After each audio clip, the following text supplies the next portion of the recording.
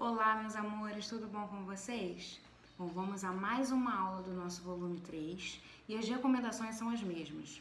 Assistam ao vídeo, anotem as informações mais importantes que vocês consideram mais importantes, façam anotações no caderno, anotem as dúvidas e não deixem de tirar essas dúvidas nas nossas aulas online. Participem das aulas também, tem muita informação importante ali. E façam os exercícios que são indicados ao final dos vídeos. Então é isso, estou com muita saudade de vocês e vamos para mais uma aula. Povos indígenas do Brasil, capítulo 19. Na aula de hoje, nós vamos ver um pouco como eram os povos nativos que viviam aqui no Brasil no período da chegada dos portugueses e vamos fazer uma comparação com esses povos hoje em dia. Bom, então em 1500, os indígenas eram cerca de 8 milhões. Hoje em dia, são 800 mil indígenas. Então, para vocês terem uma noção, de 8 milhões, hoje nós temos apenas 800 mil. 800 mil é bastante coisa?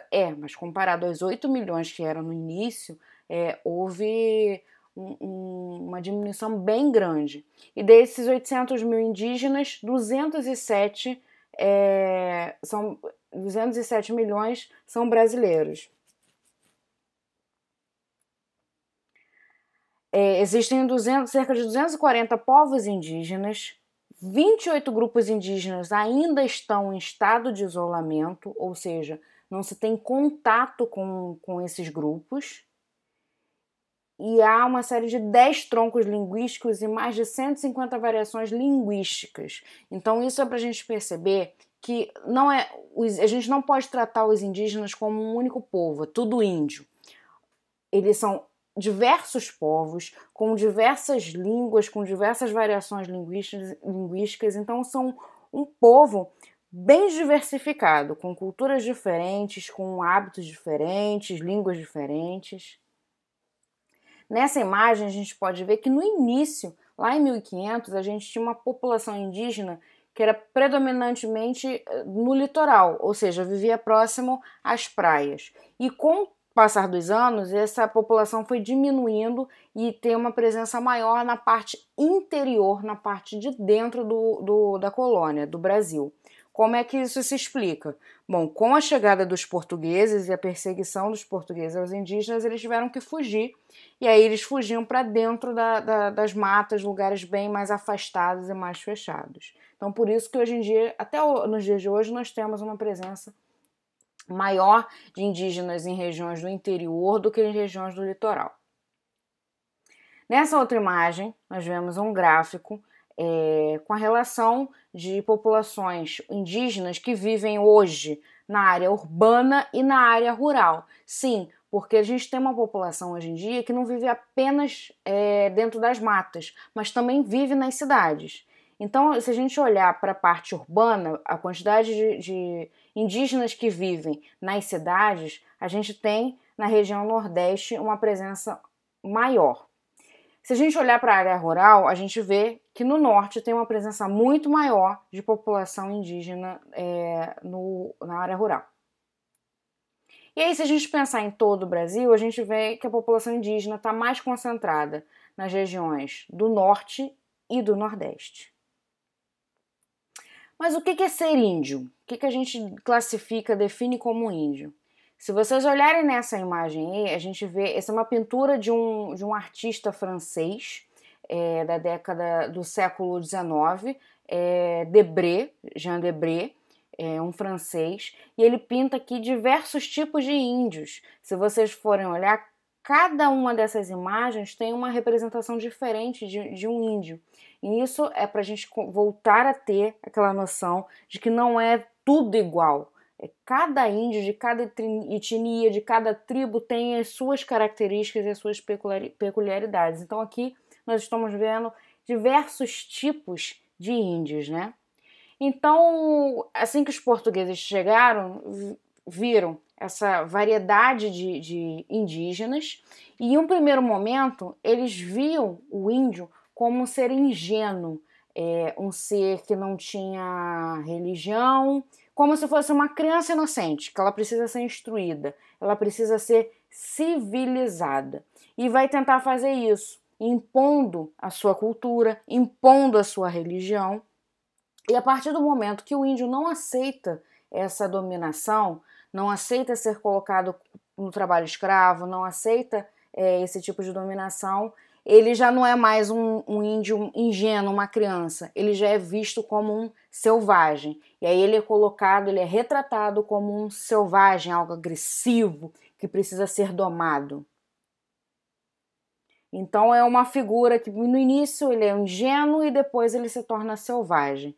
E essa cultura entre os indígenas e os europeus, os portugueses, a gente chama isso de um choque de cultura. São duas culturas totalmente diferentes, totalmente distintas, que se chocam. Ao se encontrar, elas vão se chocar. Agora, observe essas imagens que a gente vai ver agora. São representações de pessoas, mas a gente pode chamar essas pessoas de índio? Por exemplo, esse senhor, ele é um índio? Ele está vestido, está com roupas, está num lugar que não é no meio da mata, atrás, ao fundo a gente vê alguns carros. Esse homem, ele pode ser entendido como um índio? E esse outro homem, ele é um índio? Eu posso chamá-lo de índio, dizer que ele é um índio?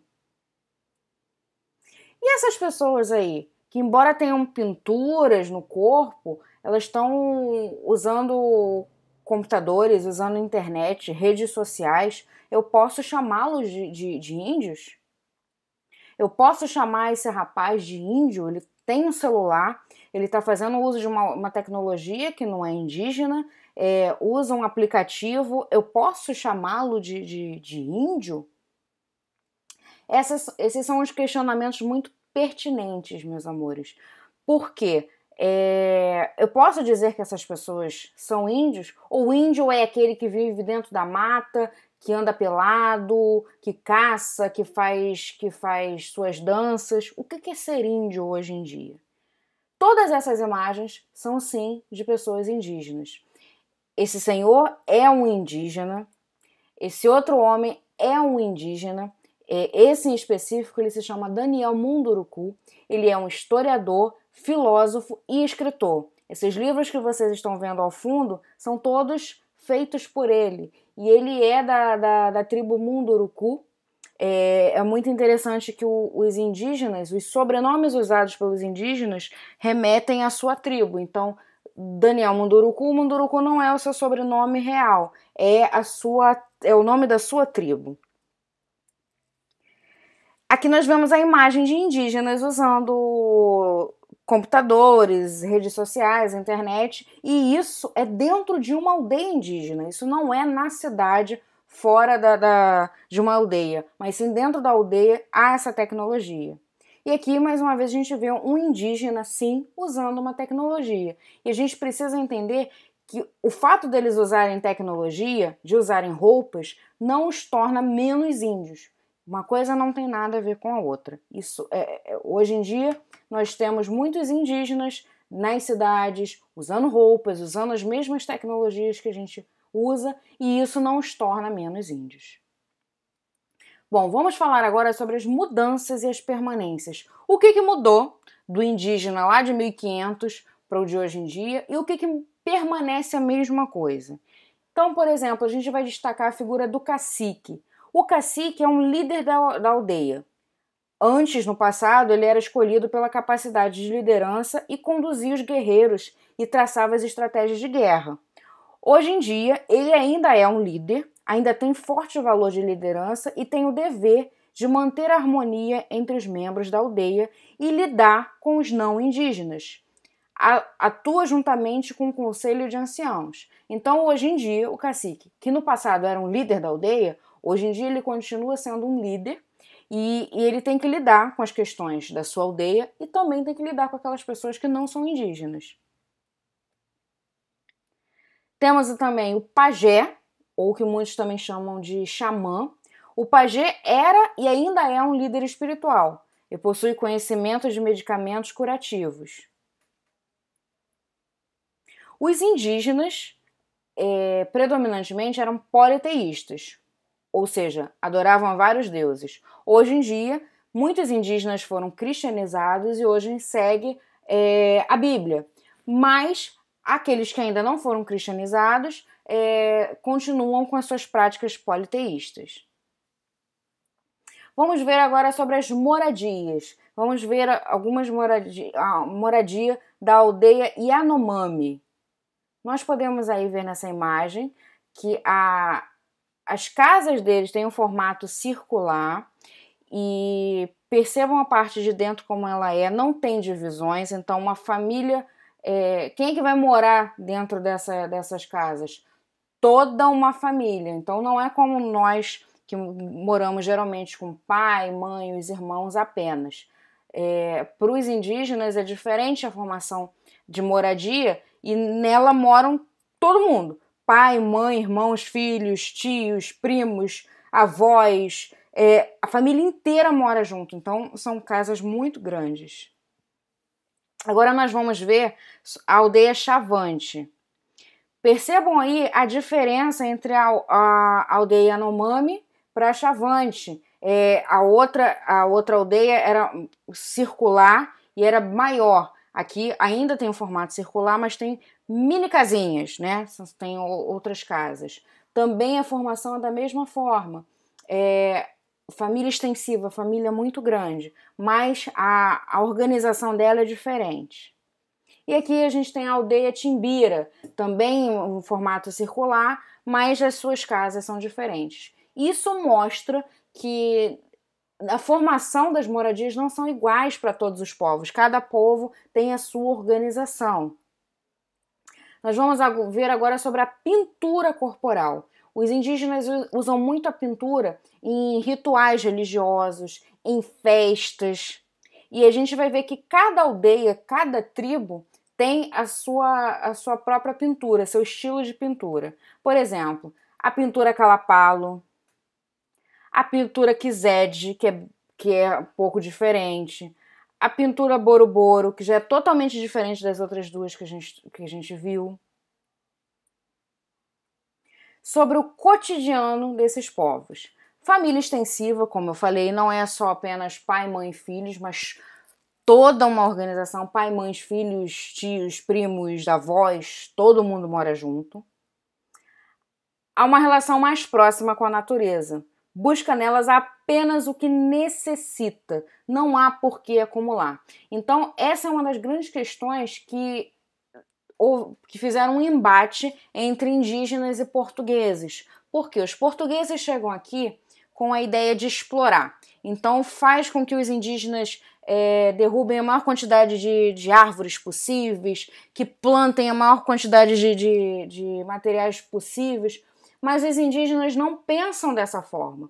Eles produzem apenas aquilo que eles precisam. Então, se eu preciso de uma certa quantidade de mandioca para me alimentar, eu só vou plantar aquilo, não vou plantar mais para sobrar. E é uma lógica totalmente diferente dos europeus. Então, isso trazia muito embate. E até os dias de hoje, os indígenas têm esse conceito de produzir aquilo que necessita, de não acumular. A riqueza está na natureza e não no trabalho. A natureza é muito importante para esses grupos. Esses grupos entendem a natureza como se fosse fazendo parte da vida dos seres humanos, os seres humanos fossem uma família. Então eu não posso derrubar uma árvore sem um motivo, porque é como se eu estivesse derrubando um ente querido meu. Então ela está muito próxima à natureza e a riqueza está ali, e não no trabalho, em lucro.